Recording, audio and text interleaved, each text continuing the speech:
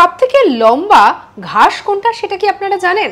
এমন একটা ঘাস রয়েছে যেটাকে বলা হয় সবথেকে লম্বা ঘাস। আবার এর নামটা শুনলে পরে একেবারে হা হয়ে যাবেন যে সত্যি এটা কি ঘাস? আসলে তাই। আপনাদেরকে বলছি বাঁশের কথা, যে বাঁশ দিয়ে এই বিভিন্ন জায়গার অনুষ্ঠানের প্যান্ডেল থেকে শুরু করে কত কাজে লাগে, সেই বাঁশ হচ্ছে আসলে একটি ঘাস।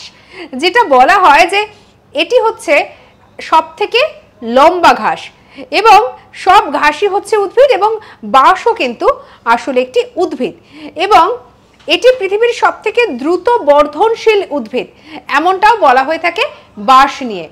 তাই আমরা যতই বাঁশ গাছ বলি না কেন, আসলে বাঁশ কিন্তু হচ্ছে ঘাস। এবং ওই যে বললাম সবথেকে লম্বা ঘাসের তকমাটাও কিন্তু পেয়ে গেছে বাঁশ। এবার ভেবে দেখুন তো যে এই বাঁশ ঠিক কত কাজে লাগে। শুধুমাত্র কি প্যান্ডেল করা, বাড়ির যে কোনো দরকারে, এবার এমনকি বাড়ি তৈরির ক্ষেত্রেও মাচা বাঁধতেও ব্যবহার করা হয় এই ঘাসের।